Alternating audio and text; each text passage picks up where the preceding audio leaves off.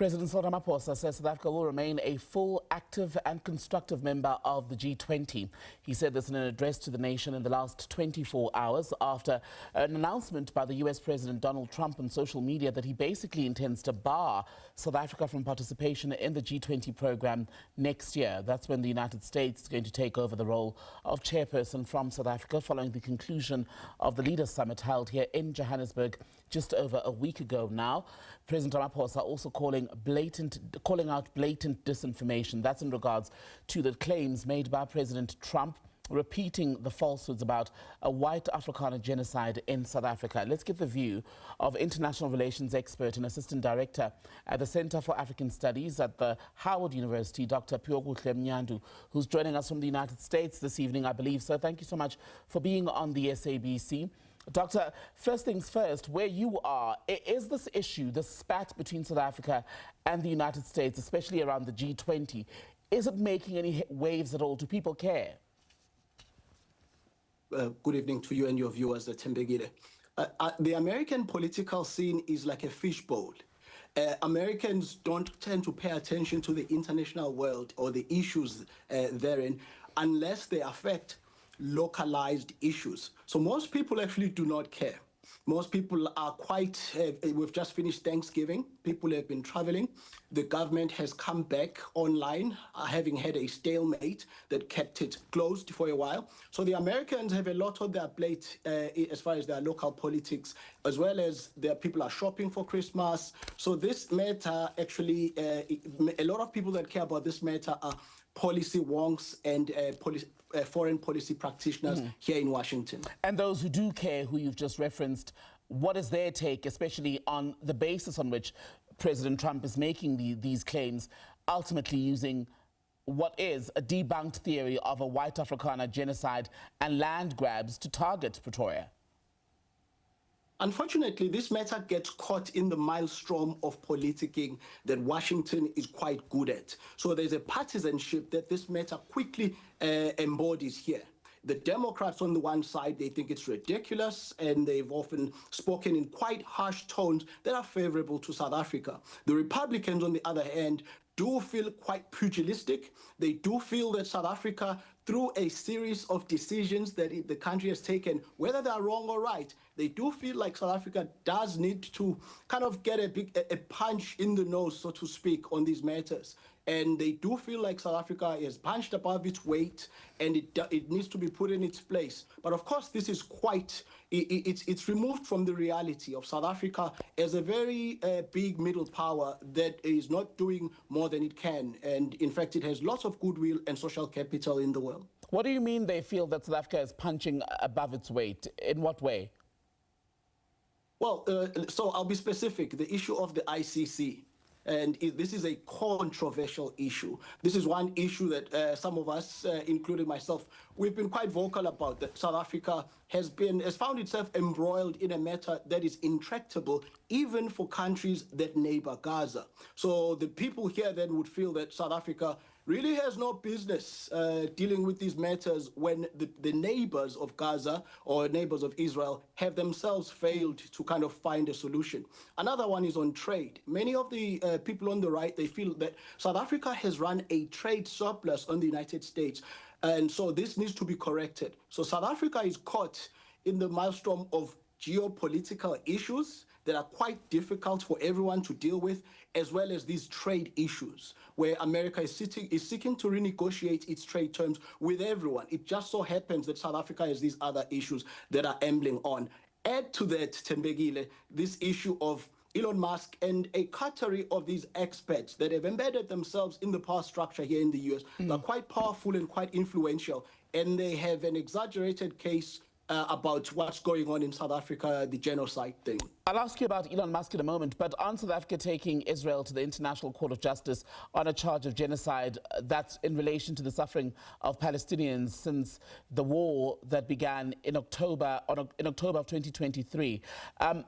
Is this then, if that is the premise for the United States targeting South Africa repeatedly since the return of this Trump administration, is the white genocide a convenient lie to basically then wage a battle on the part or on behalf of an American ally. Am I hearing you clearly? Yes, you are, Tabigile. We must compartmentalize here. In the big boy, big girl game of international relations, there's statecraft, and in statecraft, there's narratives. And narratives are crafted.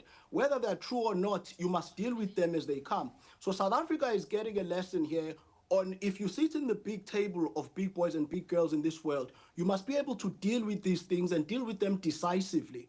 This is what it takes to be a big country like South Africa. It has to walk and chew gum. It has to take care of lies and misinformation, and at the same time not throw away these long-standing relations with the United States.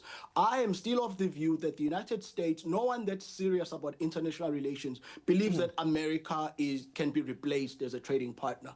So the hard work has yet to be done. So is trade then ultimately the one aspect of the relationship between Pretoria and Washington that is likely to survive? By that I mean at least the duration of the Trump presidency. I'm more optimistic, Tembegile, more than trade would survive. The American people like one another. So when it comes to people-to-people relations, these are indispensable peoples. The Trump administration knows this. It is quite telling that in all the pronouncements that the president has made, he hasn't actually name-called the president of South Africa. There hasn't been any insults from this side to the person or personage of the president of South Africa. So there is an implicit reading between the lines here of an acceptance that this is statecraft. South Africa has some things to kind of compromise on, and it's part of the big game of international relations. I want to pack a few things then perhaps into one as we conclude. The first being whether, based on your assessment, the door for constructive dialogue remains open. The second part of that question would be, given that the South African government is not bowing to the US position, be it on the case of the ICJ and the other things that you listed, how far would the Trump administration be willing to go to pile on the pressure? Well, if we are dealing with China, these countries have different characters. The Chinese are quite good at giving you a face-saving mechanism by which you can compromise. But America has a very different persona as a country. It's a pugilist president. It's a president that does feel like that the power dynamics are asymmetrical and favorable. But countries like Vietnam are quite great examples of dealing with the United States. This is a country that once fought an intractable and violent war with the United States. But things have changed, and this country is now an ally through negotiation and finding out what needs to be given and taken. So countries like South Africa, I would say, the countries don't have permanent friends, Tembegile, they have permanent interests. And South Africa must ask itself, what are the 5 top goals in promulgating South Africa's national interest that we can take to the Trump presidency and start talking about this? So I don't think anyone here does not want to talk, but I think sometimes the government officials in South Africa have been caught in bipartisanship. When they come here, they don't meet the Republicans, they only meet the Democrats. But the Democrats don't have power. The Republicans have power. Those are the people you need to meet. What about the business community? How much can South Africa rely on the business community? I ask that because during the G20 program, there were the side events where business was meeting, B20 as it was called, and a lot of Americans who are in the business space were there participating, still saying that they still see South Africa as a viable destination for their dollars in terms of investment. This is why I'm optimistic, Tembegile. The business or community has always been on board. That's why I keep emphasizing that no one here who's serious thinks that South Africa and America are going to be unfriendly in the near future. They just have things to work out. If you look at the Foreign Affairs Committee in the Senate, which is quite powerful, it is made up of senators largely from Florida, Texas, and some in Utah and Idaho. South Africa needs to do person-to-person diplomacy with the senators. What is it in tech that this Texas senator would like from South Africa? These are the people then that will be the interlocutors for South Africa into this White House. And that's a good place to begin. From Washington, Dr. Phiwokuhle Mnyandu, good to talk to you. He's an international relations expert as well as assistant director at the Center for African Studies with Howard University in Washington.